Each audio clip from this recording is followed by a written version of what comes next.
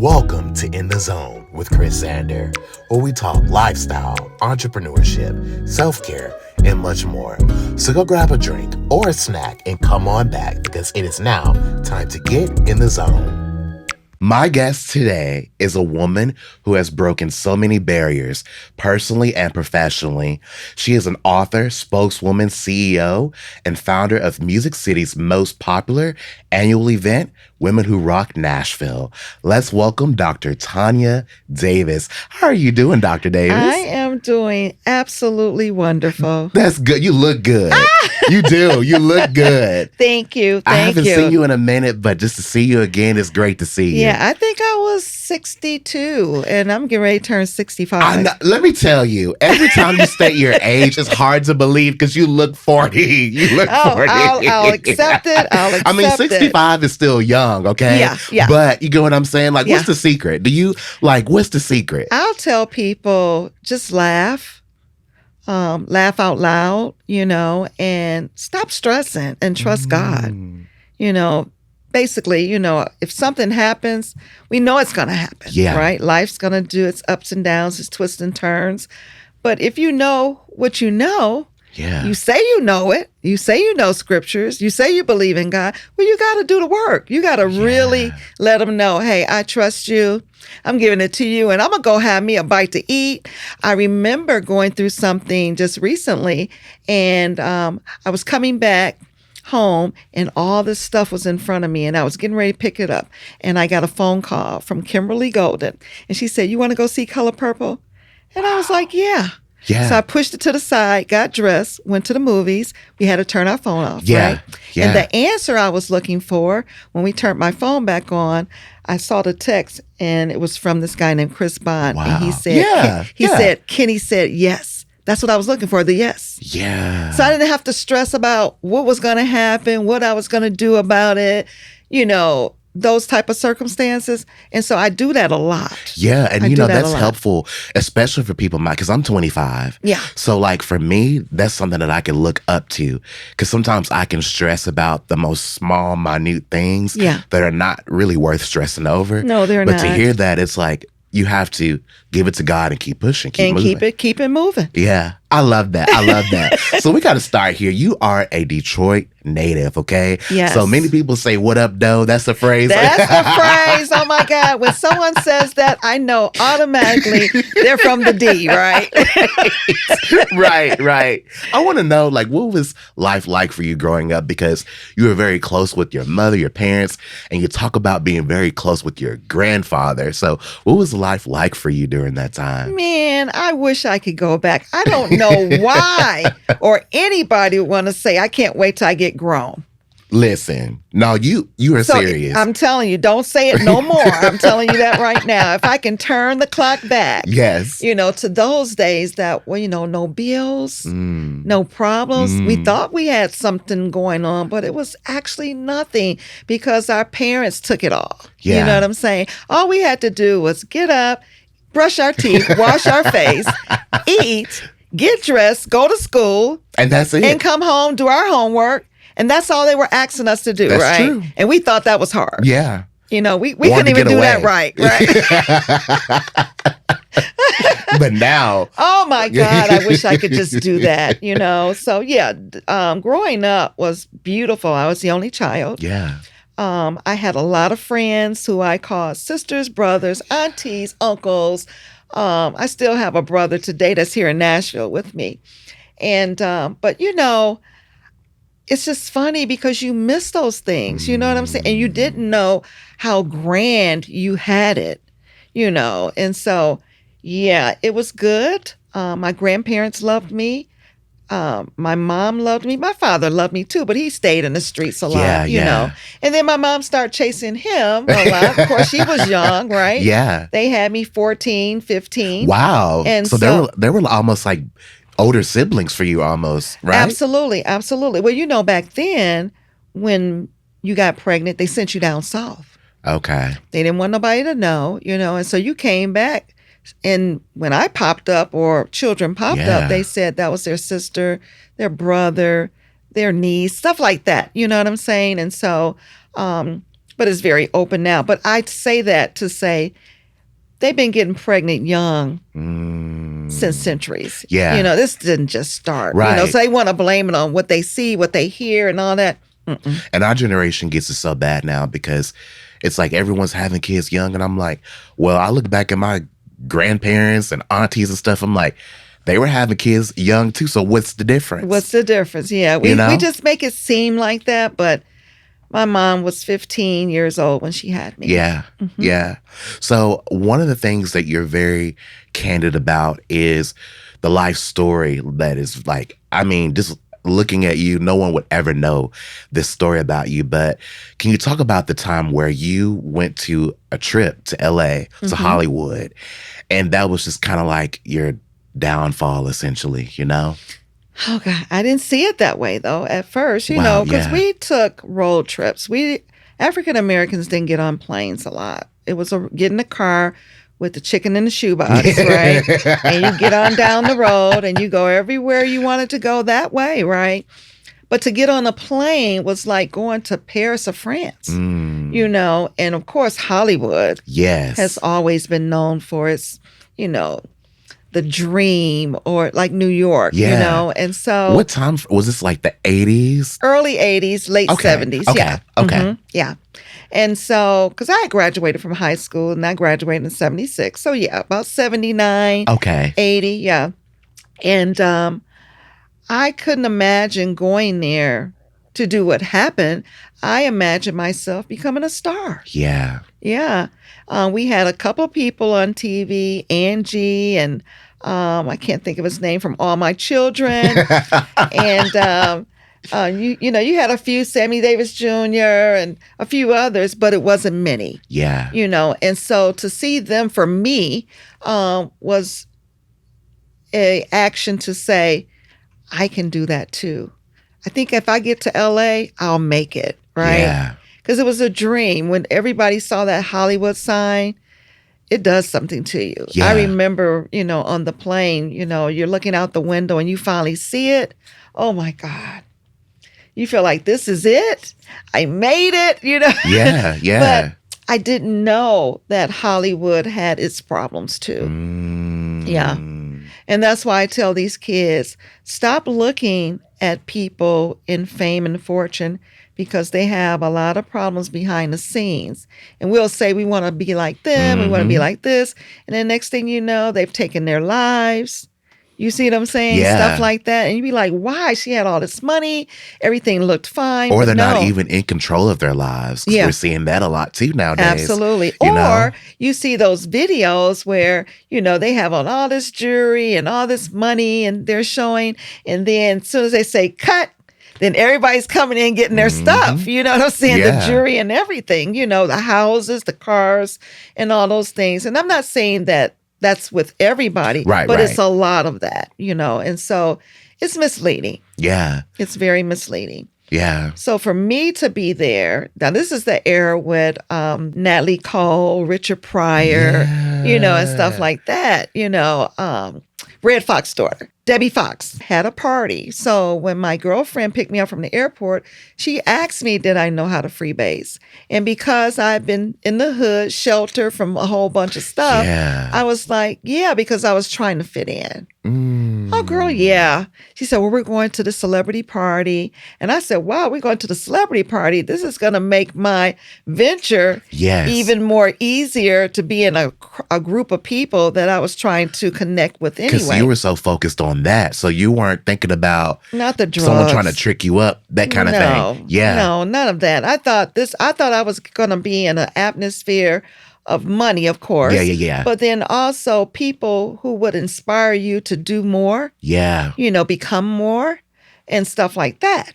Not knowing when I got there that this cocaine and these other drugs were there. You know what I'm saying? Yeah. I never saw that at all coming. So from there, that was kind of introduced to you. And then it later transpired to where 9 years you were on cocaine as well, right? And it turned into sex work as well, too. Can you talk about that experience? Because it's it's so mind-boggling for you to start going to a party you were excited about. You were thinking this is going to advance your career. Yeah. Now, this one person that was a bad influence has influenced you, and it's kind of put you back a bit. You know what I mean? Yeah.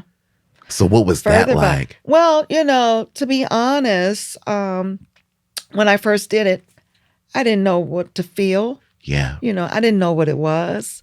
So it didn't affect me. But I knew I did it. Okay. Yeah. And then when I came back to Detroit, I was telling everybody about it. And they was like, you don't put cocaine in water. You don't do this. You don't do that. And so now I'm trying to prove that in what happened. Yes. And so then one day, a guy from LA came to Detroit and had all this stuff. And they called me over and said, you were right. And I went to basically prove them wrong. Like, see, I told you so, And so we tried it again, still nothing. Later on, I ran into the guy in Detroit going to lunch. I was a travel agent at the time. Yeah.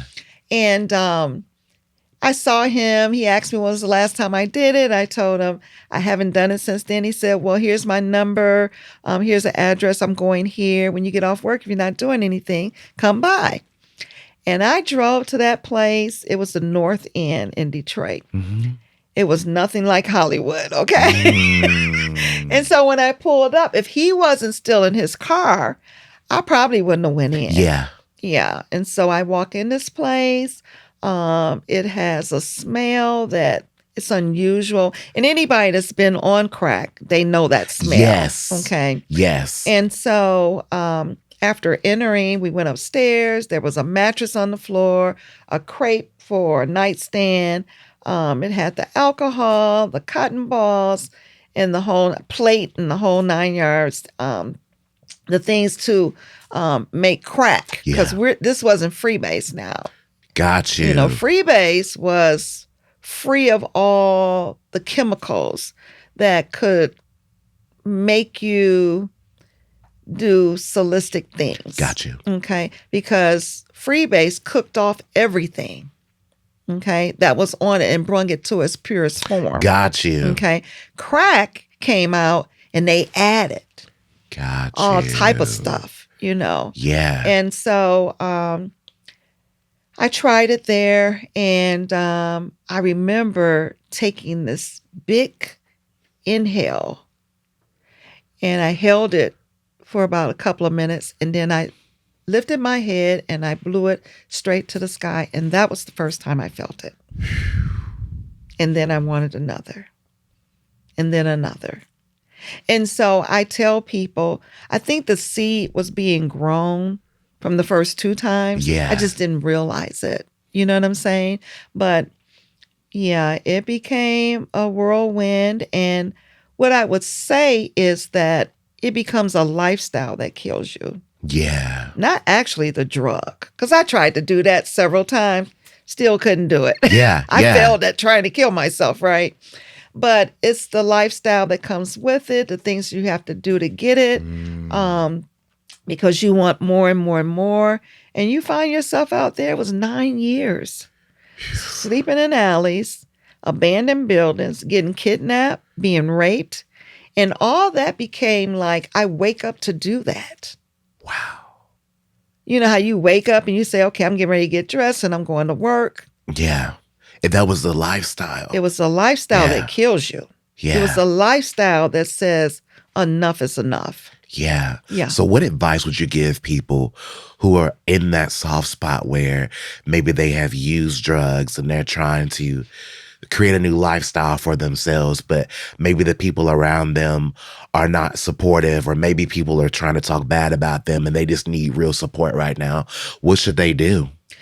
Well, first and foremost, you have to make that decision that you want it for yourself. If you do it for anybody else, you're probably going to relapse. Okay? Because if I do it for you and you make me mad, then I'll go use. And then it's me to blame as well, because I made you mad. Oh, absolutely. You made me use, right? But when you do it for yourself, you kind of get rid of all the excuses. And you understand that it's you that's responsible for any actions that you take from this point.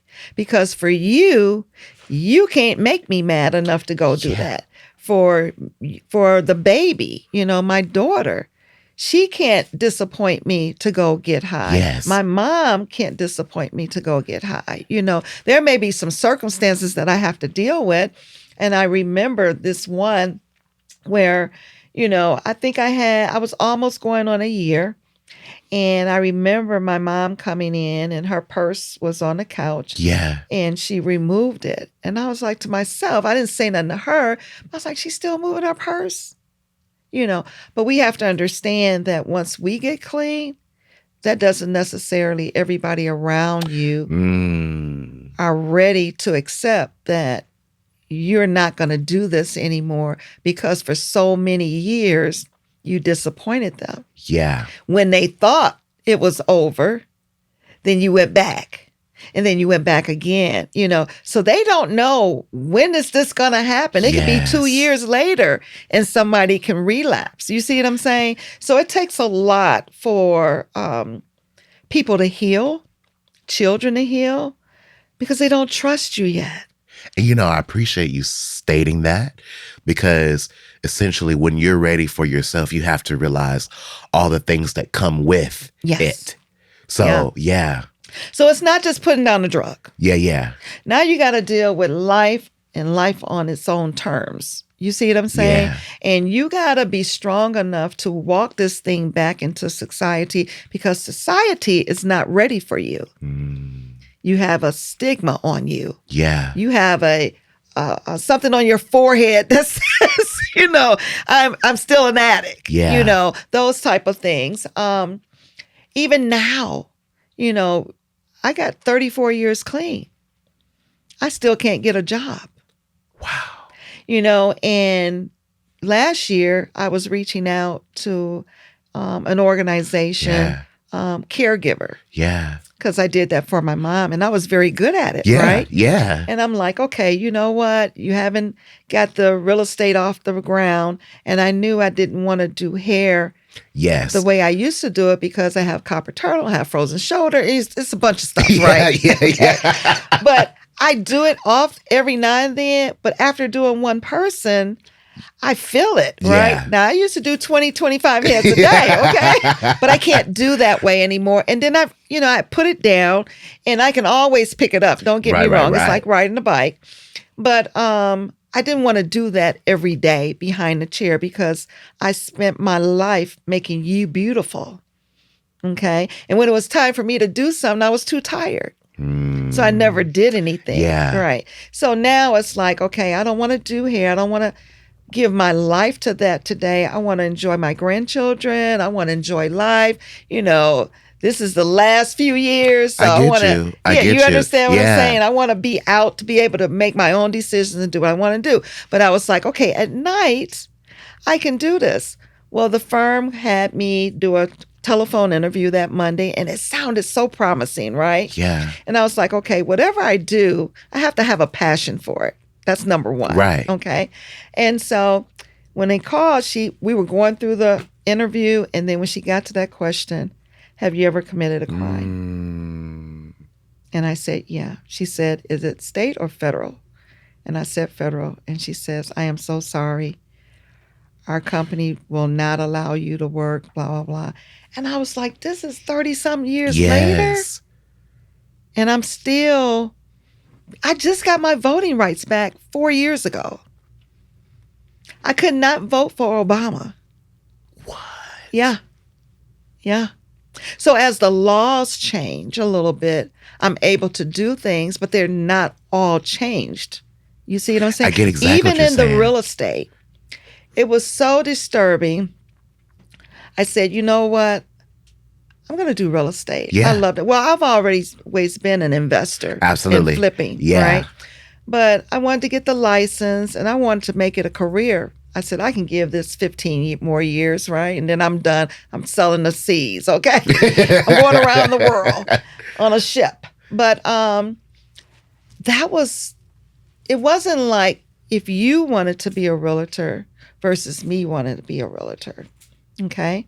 So I let them know up front, because someone shared with me to let them know about me being a felon in my case. And even though if it's over 10 years, you can, but certain things can't. Okay. So I had to research. I had to find the judge that sentenced me in Ann Arbor, Michigan. I had to get the papers from my parole release. I had to do a lot of stuff and jump through hoops. But here's the kicker. It still wasn't over. So they gave me permission to go to school. Yeah. Okay. But then after that, now it's time to get the license. I got to go get fingerprinted. And I got to they're still asking me for different documents, right? So I guess I'm saying I sit there and my career in moving forward is based on somebody else's decision. Absolutely. Yes, I get exactly what you're saying. And that doesn't feel good. No. You know what I'm saying? So I'm sitting there like, okay, did I pass? Okay, I passed. Did the fingerprints come back? And then there was something on there that shouldn't have been on there, and they asked me about it. Okay, we see something in 2000 such and such, right? Yeah. Yeah. And I was like, oh my God, that was dropped. But I can't just say it's dropped. I got to go find the paperwork. I got to get the paperwork. So I find myself downtown at the courthouse, getting all this stuff just to become a realtor. And see, that it's like you're doing the double work. I'm doing triple work. Yeah. Triple work. Okay. Still waiting on a decision after I went to school, after I passed the test, and still don't know if they're going to give me the license or not. So, when people see me, they don't know the things I go through behind the scenes to do what I do. You see what I'm saying? And Absolutely. to stay sane. Absolutely. Which is why, because I want to talk about this, Women Who Rock. This is why you rock. Because people don't know your story, but the way you carry yourself, I mean, it's like, I can tell God's with you. Yes. I can tell, and I can just feel it. So it's like whatever's thrown at you to try to put you down, which we got to talk about that later too. Okay. But whatever's thrown at you to try to put you down, you always rise above it. Yeah. And I love that you're helping other people through the process. So I want to talk about this. As the founder and CEO of Women Who Rock Nashville, which is an annual gala hosted right here in Music City, celebrating women from various backgrounds, economic statuses, and so much more. Why is it important for you to cultivate this space here in Nashville and specifically for women? Well, you know what I've been through. Yeah. Okay. And I have a passion for women. I know what we go through. And let's take out addiction, right? Mm-hmm. Just an ordinary woman, raised up, didn't really do anything wrong, right? Yeah. But just being a mother, just being a daughter, just being a friend, just being a wife. Yeah. You see what I'm saying? I mean, we wear many hats, and it's a lot. I saw a video the other day where the guy said, you know what? You are the table. It's for me to come in and put things on the table for you. Because if I put these things on the table, then you're going to take the table and make it be what it needs to be, right? Yeah. And so we do so much. Now, we ain't even got to the job yet. We talking about taking care of my husband, taking care of the kids, and then now I'm going to work too. Yeah. And then if you wait a minute, hold on. Run a business. That, and then if you're a daughter, right? If you have elderly parents. Oh. You get what I'm saying? Oh, absolutely. It put a dent in I opened my salon, and 3 months later, my mom was in the hospital, and I ran to her rescue because I'm the only child, right? And my daughter's available, but she had her own kids. Yeah. And so when I got there, I called the manager back, and I said, Tab, I'll be here until my mom leaves. Yeah. I'm not leaving her side, right? And so thank God, I want to give a shout out to Tabitha. Tabitha Stewart, my sister in Christ, and the whole 9 yards. And we'll talk about something later. How God took our friendship and took us both down the same path as ministers. But, at the end of the day, life's going to happen, and it'll throw that curveball to you. Can you catch it? Yeah. Can you continue to go forth, and survive through it? So is that why, kind of going back to Women Who Rock, is that why you wanted to cultivate that space to help women understand that, like, whatever they're going through, they still have to prioritize, I guess, themselves, understand that even though you're going through a lot, you still have the power to be, and you still rock. You're still You're great. Still rocking. Listen, I wanted to bring to the forefront what women really do, because a lot of times we can see it from afar, but in our own backyard. We ain't even talking about other states. We talking about Nashville. We talking about the communities in Nashville, every community in Nashville. Women are doing stuff, and if it wasn't for the women in Nashville, I don't think Nashville would be.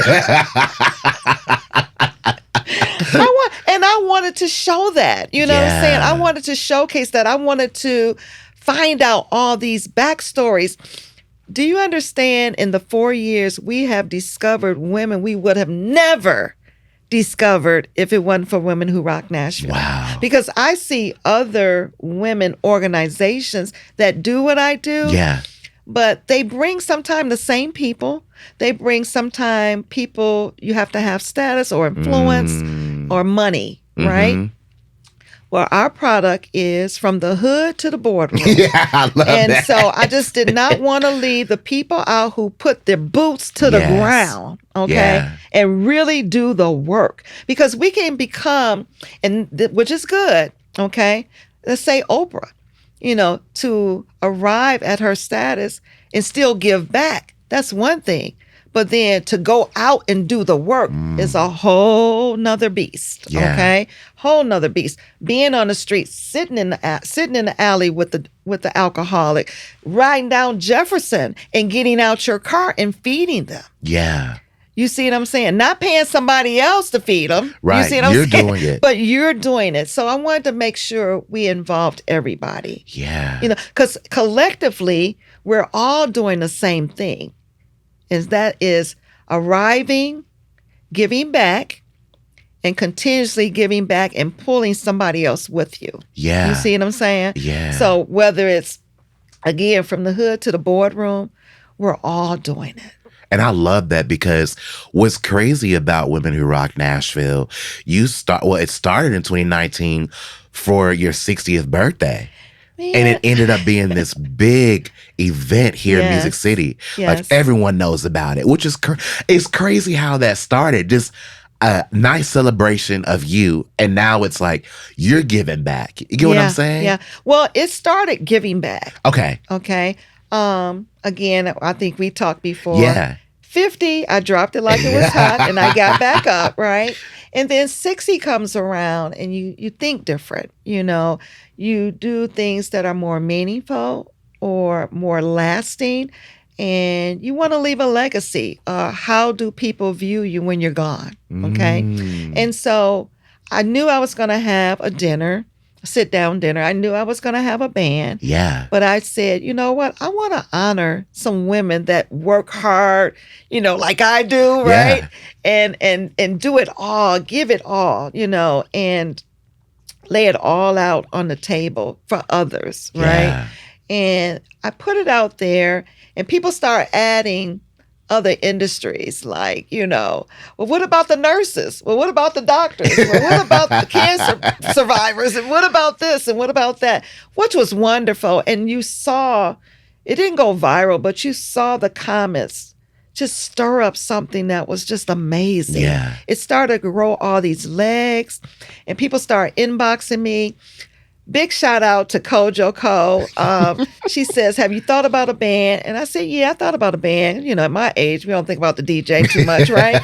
And she said, but have you thought about an all-girl band? Women Who Rock. I didn't think that far. You see what I'm saying? Yeah. And so then she put that together, and then we got other people inboxing saying, hey, you're on to something. I love what you're doing.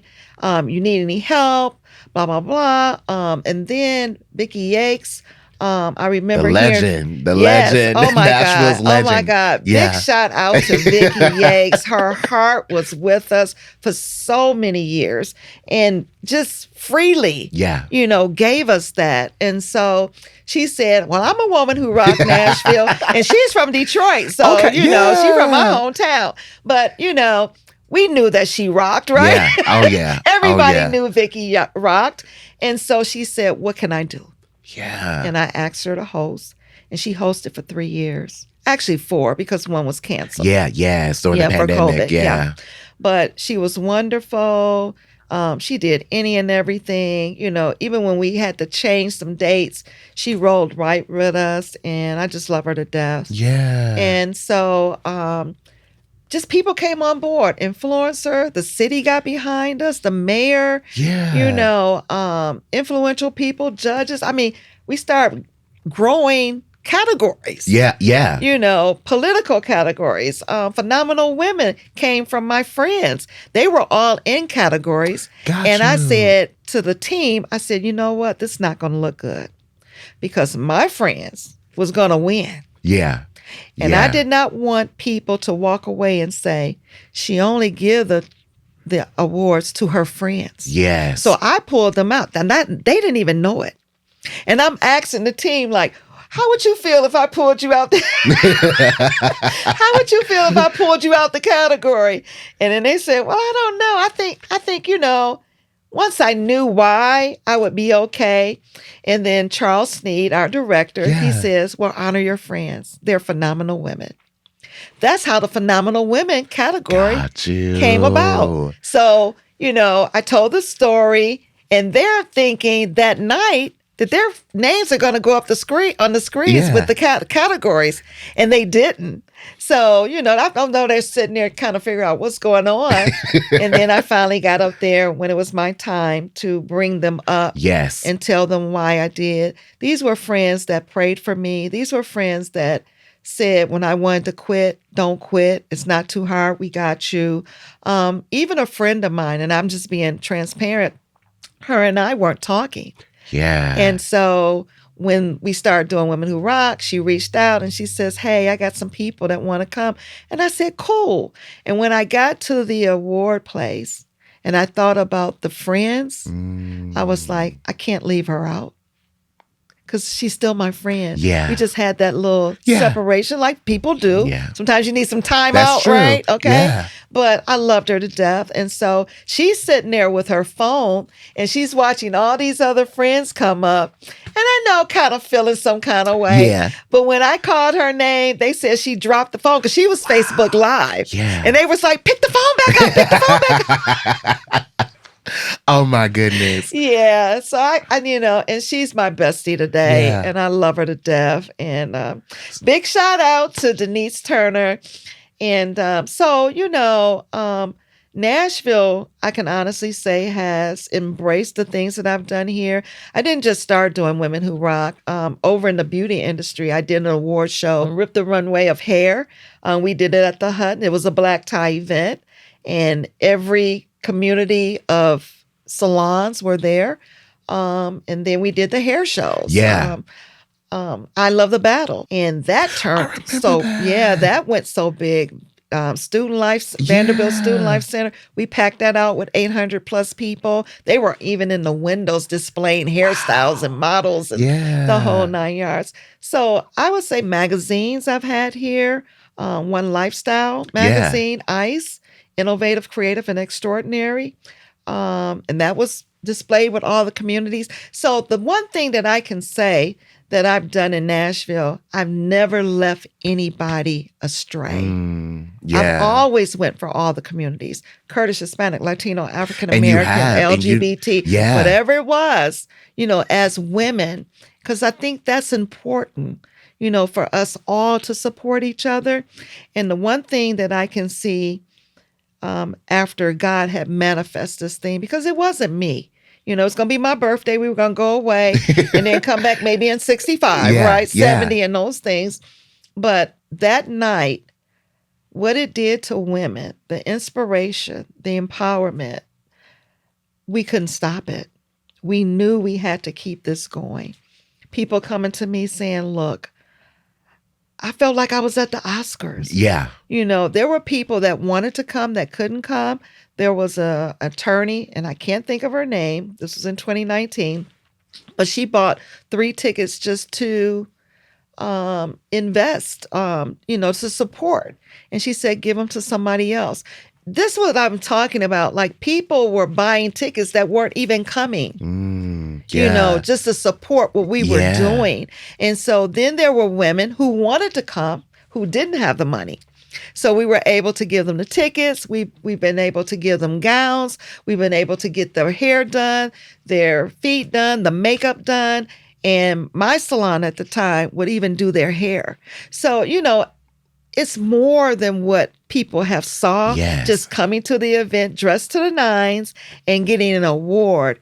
We've done a lot of great things through this organization. And what I love is because on March 23rd of this year, you will have the 5th annual Gala of Women Who Rock Nashville. Well, it's 4. Well, okay. It would have been 5 because, we're missing the pandemic. The pandemic, I hate that year. I know, me too, But, at the end of the day, it is 5 years later. I'm turning 65. Yes. And this is how it started. So I'm definitely celebrating my birthday after event.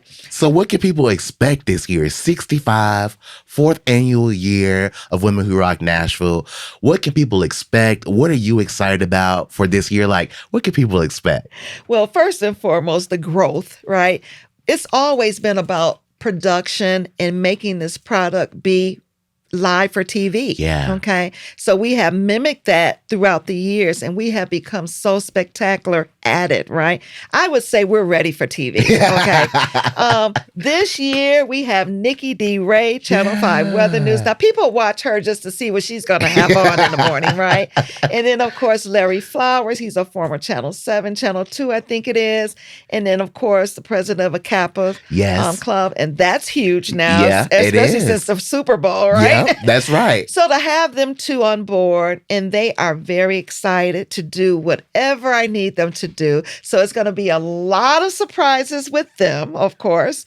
And then we have the vice mayor, Angie Henderson. Now, normally we have the mayor, right? But when we saw we had a vice mayor woman, you know what I'm saying? So we have her. We have Megan Berry coming back. Oh my gosh, she's running for Congress, but she's coming to give the rocking moments. And also, I got to talk about who's getting honored.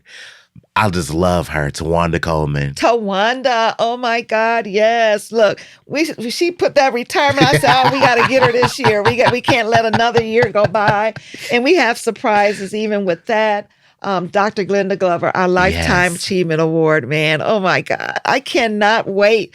This is going to be the best one. And so I would tell anybody, if you have enjoyed what we've done in the past, get ready. Yeah. Get ready for a night to remember. I love that. I love that. I love that. I do. So for people who are interested in wanting to come out to this awesome event, where can people purchase tickets and find out more information about Women Who Rock Nashville? All they have to do is go to womenwhorocknashville.org and then click buy tickets. Okay. Yeah. Okay. That's simple, right? It's very simple. Okay. Very simple. Now, I would mention about our digital magazine that we're launching, but it's a little bit too late. But next year, you want to get your ads and advertise your products and services, your stories, or whatever that is. Yeah. So I'm excited about that. Yeah. Yeah. I have to say this. I'm just like super proud of you.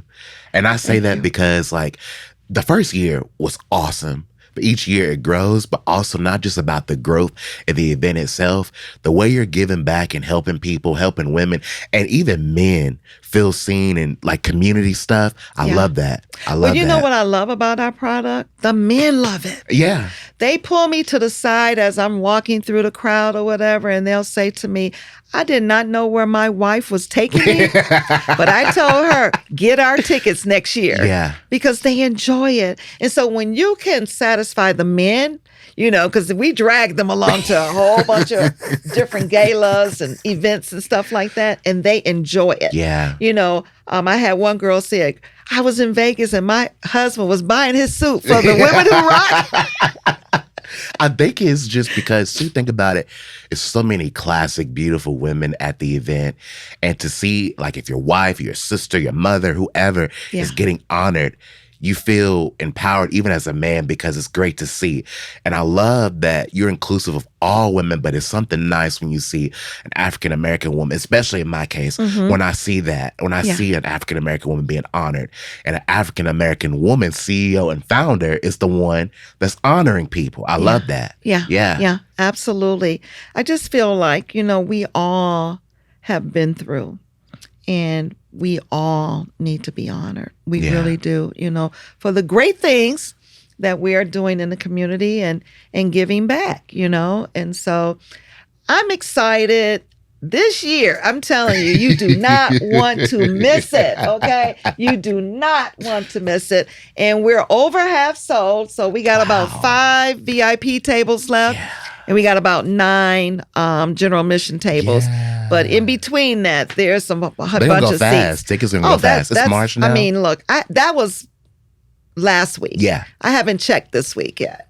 Listen. And I've sent out a couple of invoices, so I know 2 of those tables are gone already, right? Right. I want to make a transition because when you look back over your life, you'll be 65 on the 31st. And when you look back over the hardships, the great things, the everything, being a mother, a grandmother, and also just looking back at the woman that you were and now where you are now, what advice could you give to women who would love to feel at least a fraction that you've been able to feel in your lifetime? If I talk to the young Tanya, I would say, and other young women, listen to wisdom and knowledge.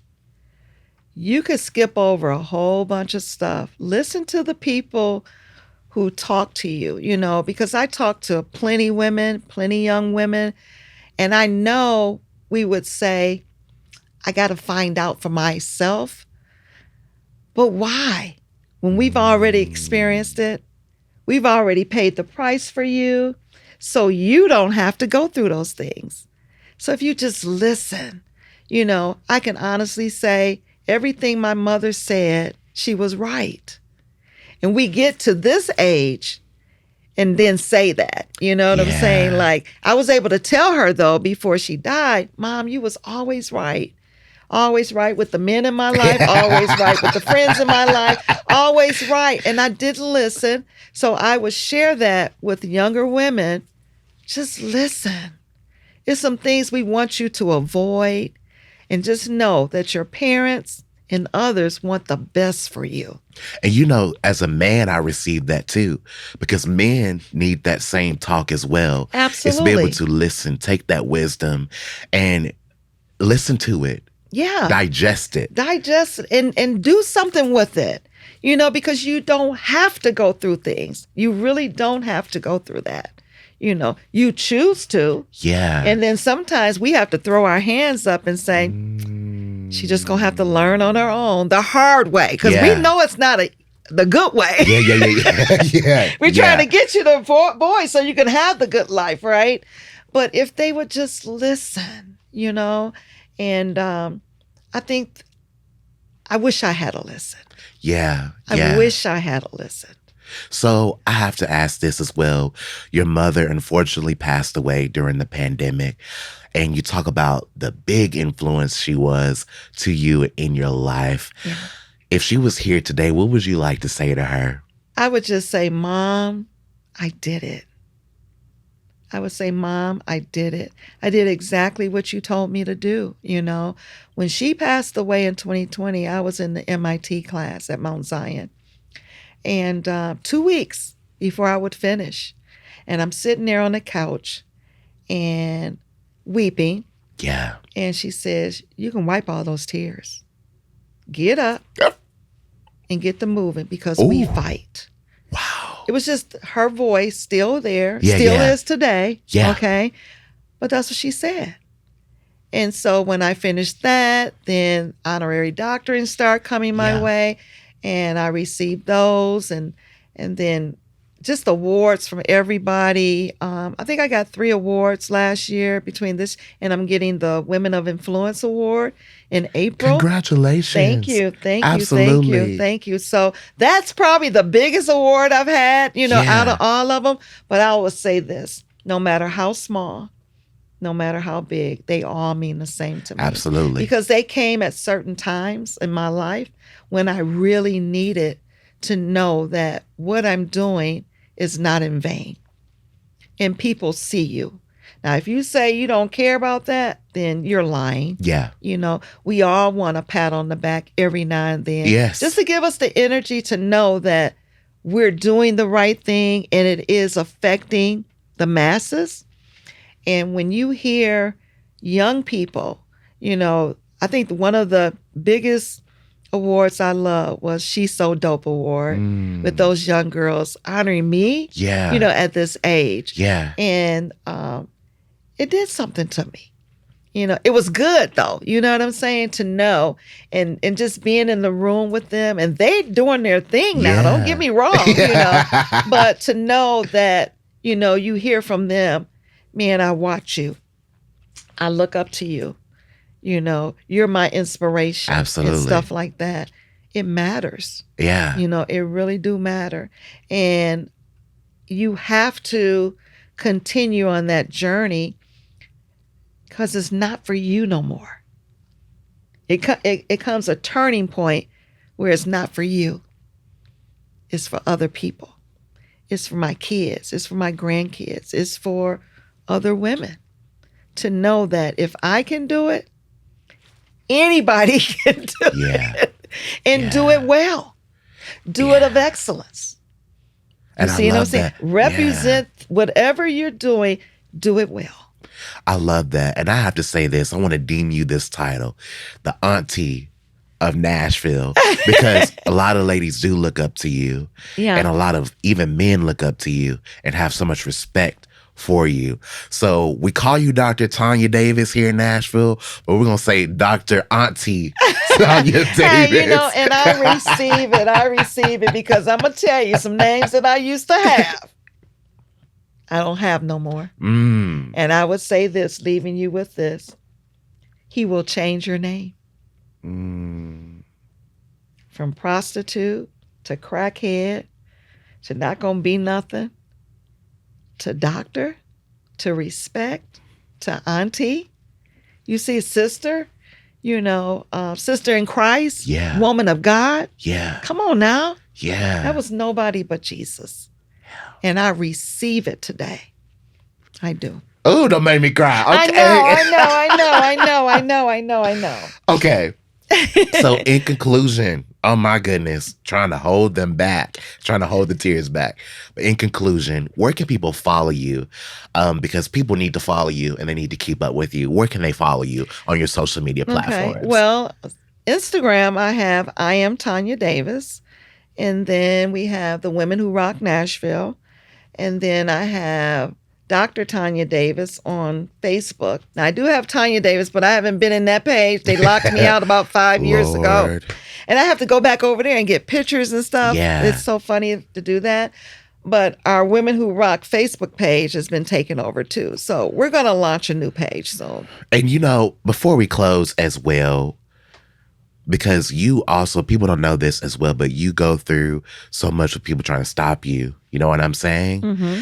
How do you deal with that? Because pages trying to be, reported, different things like that. How do you rise above that? Because it's like the higher you go up, the more people try to stop you, try to bring you back down. But for you, it's like they're not winning. So no, how do you? They're not going to win. How do you deal with that? Well, first and foremost, there are some scriptures out there that I just stand by, number one. But at the end of the day, nobody can stop you. It's already in the plans. These are not even my words. These are words from the Bible. You know what I'm saying? Written. Yeah. That he had the plans for you long time ago.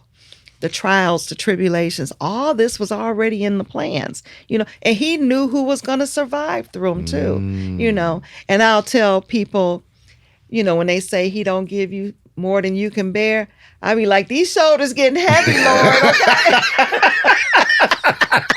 No, for real. For real. They getting heavy. So lighten up, okay? Yeah. For real. No, yes. But I've seen him do it. I have a faith file that I can go back to and said, if he did it before on that, this is a piece of cake, Yeah. And in terms of people trying to stop you, they can't, and don't stoop low. I love Michelle Obama when she says, when they go low, you go high. You don't go low with them, and I really don't respond to it. You know what I'm saying? I just keep it moving. And just yesterday, somebody had me in Facebook jail, right? And but it was funny because I was getting ready to post about the event. And I was like, okay, I'm in jail for 24, 48 hours, I think it was, or whatever. And so I just watched a movie, and went to bed, got up for church. Yeah. And the phone rang. And then a blessing came through it.